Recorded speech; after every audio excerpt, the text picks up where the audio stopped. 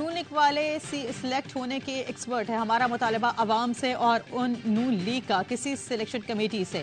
Chairman Peoples Party Bilawal Bhutto کی Noon league پر کھل کر تنقید. کہا نون لیگ کا ووٹ کو عزتوں کا بیان تبدیل ہونے کے بعد ساتھ چلنا مشکل ہے. ایم کیو ایم اور نون لیگ کے اتحاد کا نقصان ان دونوں کو ہوگا.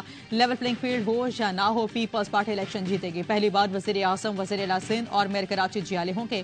امید ہے اب کوئی الیکشن سے نہیں بھاگ سکے گا. چیف جسٹس نے بھی کہہ دیا کہ الیکشن 8 فروری کو ہوں گے.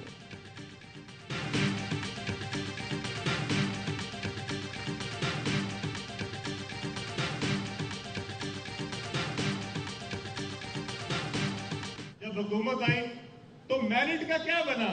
کیا میرٹ نکلا؟ بزدار. یہ جو 20 سال ہمیں میرٹ سنایا، یہ تھا میرٹ جس پہ گھر میں تجوری میں پیسے آ رہے ہوں، ہار آ رہے ہوں، گفٹ مل رہا ہو.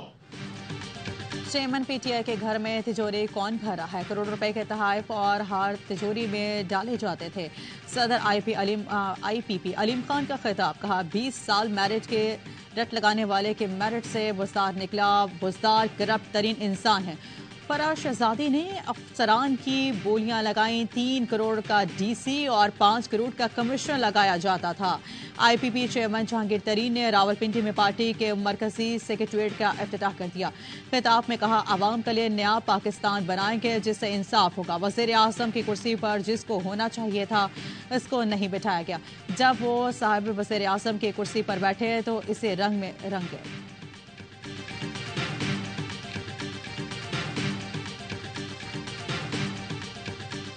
اگر مہینے کی آپ ایکسٹینشن لے رہے ہوتے ہیں تو پھر یہ کوشش کرتے ہیں کہ جی اپنی چیزیں نا دوسروں پہ ڈل جائیں. سینٹرل کانٹریکٹ والا مسئلہ ہے نا، جون سے لے کے 9ویں مہینے تک ان کا مسئلہ حل نہیں ہو رہا تھا، حل کروا دیا تو بعد میں آپ میرے پہ ہی آپ الزام لگا رہے ہو.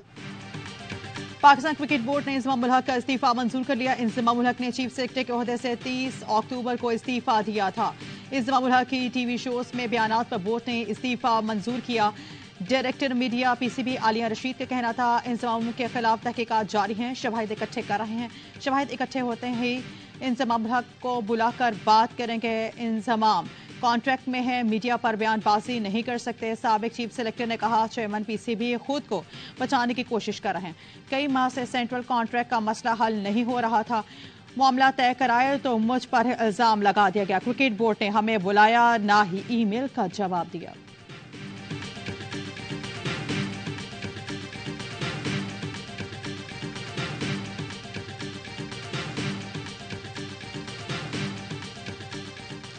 افغانستان میں طالبان حکومت آنے کے بعد پاکستان میں دہشت گردی بڑھی. دہشت گرد ہمارے حوالے کرے. پاکستان یا ٹی ٹی پی افغان حکومت کسی ایک چن لیں، لیکن وزیر اعظم نے طالبان حکومت کو آپشن دے دیا. کہا پاکستان اور افغان 2 الگ الگ ملک ہیں، جنہیں ایک سمجھتا ہے وہ چلا جائے. صحافیوں سے گفتگو. کہا افغان عبوری حکومت آنے کے بعد پاکستان میں دہشت گردی 7% بڑھی. 2000 پاکستانی شہید ہوئے. پاکستان نے حملوں کی معلومات افغان کو دی، لیکن افغان عبوری حکومت نے کوئی ٹھوس قدم نہیں اٹھایا. بد امنی پھیلانے پر بڑا کردار غیر قانونی تارکین وطن کو بھی ہے. کالعدم تحریک طالبان پاکستان کے خلاف کارروائی اور ان کے ٹھکانوں کا خاتمہ کیا جائے گا. بولے افغانستان میں چھوڑا اسلحہ بلیک مارکیٹ میں فروخت ہونے کے ثبوت ہیں. یہ اسلحہ اب تو مشرق وسطی تک جا رہا ہے.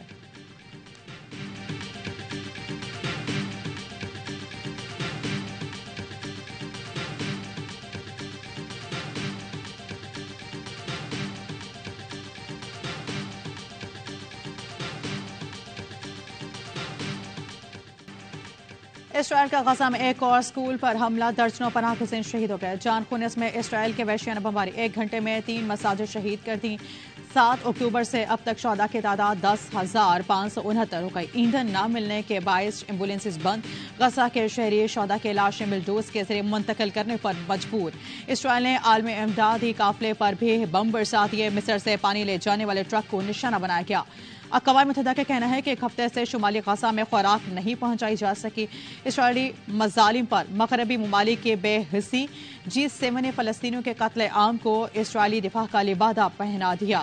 G7 ملکوں نے فلسطینیوں کی شہادت پر کوئی مذمت نہیں کی. اسرائیل کو حملوں میں وقفے لانے کا کہہ کر جان چھڑا لی.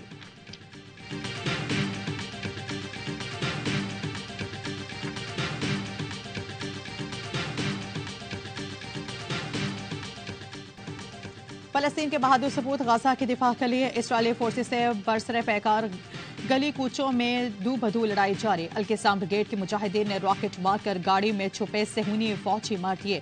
القسام بریگیڈ کے ترجمان ابو عبیدہ نے ایک اور ویڈیو جاری کر دی.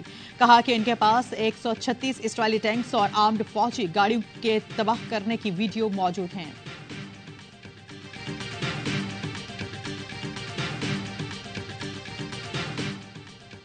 سیکورٹی فورسز کا چترال میں پاک افغان بارڈر کے قریب انٹیلیجنس بیسڈ آپریشن فائرنگ کے شدید تبادلے میں 2 دہشت گرد مارے گئے. 4 زخمی. ISPR کے مطابق علاقے میں ممکنہ دہشت گردوں کی تلاش اور خاتمے کے لیے کلیئرنس آپریشن جاری. مقامی لوگوں کی جانب سے فورسز کے آپریشن کو سراہا گیا. سیکورٹی فورسز دہشت گردی کے خاتمے کے لیے پرعزم ہیں.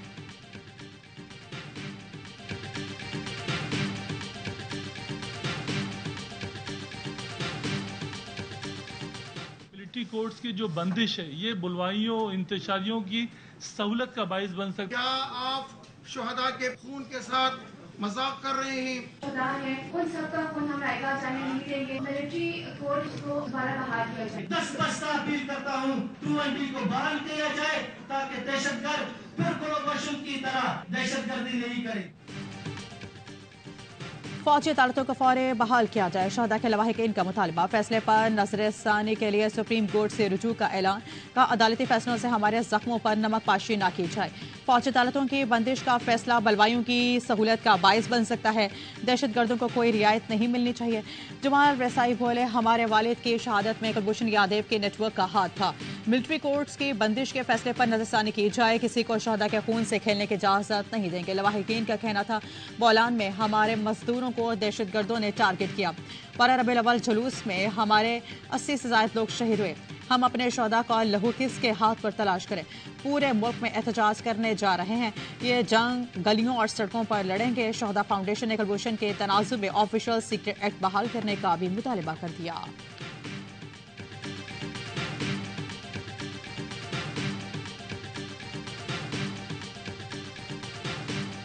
PTI کے خدشات پر غور کریں. صدر مملکت کا نگراں وزیر اعظم کو خط لکھا. نگراں حکومت کا تمام سیاسی جماعتوں مسلمانوں کے لیے آزاد ملک کا خواب دیکھنے والے مفکر پاکستان اور شاعر مشرق علامہ اقبال کا یوم ولادت آج منایا جا رہا ہے. اقبال نے اپنی انقلابی شاعری کے ذریعے برصغیر کے مسلمانوں کو جگایا. غلامی کی زنجیروں سے نجات دلانے کے لیے جداگانہ قومیت کا احساس اجاگر کیا.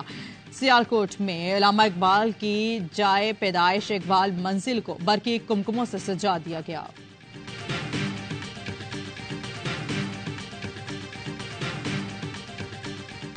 پاکستان جس پوزیشن میں تھا جس طرح اٹھا ہے تو پاکستان کے اوپر تو پریشر ہونا ہی نہیں چاہیے کیونکہ وہ تو سیمی فائنل کی دوڑ سے آلموسٹ باہر ہو گیا تھا.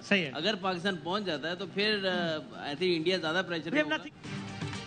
اگر پاکستان سیمی فائنل میں پہنچ جاتا ہے تو پریشر بھارت پر ہوگا. اظہر علی کی پروگرام ہر لمحہ پرجوش میں گفتگو.